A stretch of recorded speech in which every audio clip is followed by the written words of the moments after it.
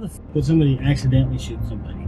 Because if your finger's on the trigger, it's called a sympathetic reflex. It happens to police officers all the time. I think that's a term that's been come up with just to cover their asses for shooting people. A killer claimed to have an IQ of over 150 and thinks that his knowledge will help him avoid being caught. But there is substantial proof against him. On the evening of February 17, 2019, David Wright and his friend Christopher engaged in what they believed to be a narcotics trade. Still, it turned out to be a setup for a robbery. Raul Cuadro, one of the buyers, was killed by a gunshot by David in retaliation. While hiding the murder weapon, David and Christopher fled. They were recognized on the tape, and quickly David insists on his innocence when being questioned by the police, saying he had no knowledge of the act. The investigator reveals that David's fellow suspects, including his friend Chris, have been detained. He adds that others will only look out for themselves and urges David to explain his actions.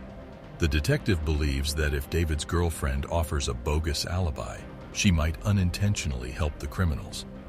David's statements are refuted by the investigator, who also offers proof connecting him to the crime, including phone texts describing the drug sale and his presence at the scene. David vehemently rejects any involvement in the murder despite the growing amount of evidence. David rejects the idea that the shooting might have been an accident, despite the detective's attempts to appeal to David's sense of regret.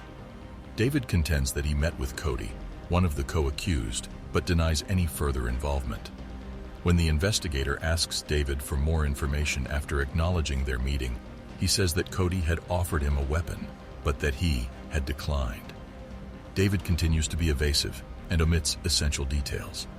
The detective's goal in pressing David for a complete confession as the questioning goes on is to use the evidence already in the case.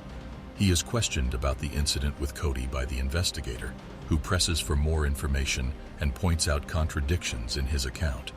The investigator and David's chat turned uncomfortable as David felt he was being accused of lying. David maintained that there was a distinction between labeling someone a liar and pointing out inaccuracies when the investigator pointed out flaws in his story. David explained his behavior by saying he merely traveled a few blocks from his home to meet someone and return.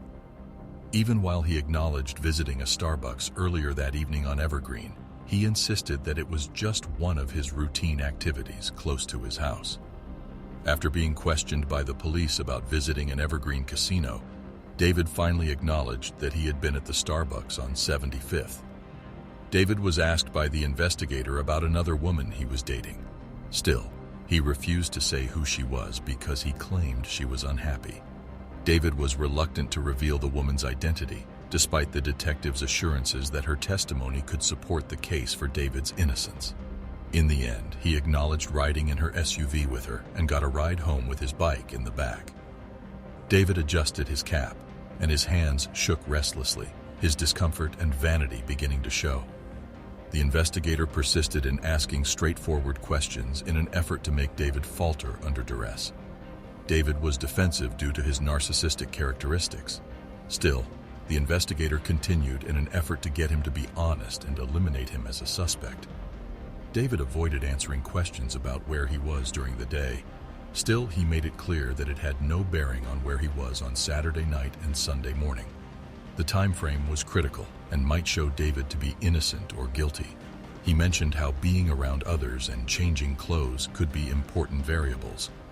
David became increasingly irritated with the investigator as he claimed not to have a comprehensive itinerary of his activities.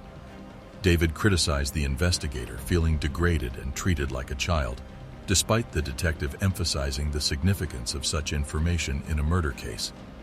In response, the detective called David out on lying and asked him to tell the truth. However, David's unwillingness to participate became more apparent, finally leading to his silence and indicating the end of the conversation. The detective acknowledged the conclusion and ended the video after realizing it was pointless to continue the conversation. That's all for today. Hope you enjoyed the video. Make sure to give this video a like and subscribe to the channel for more engaging content like this one. See you next like this one.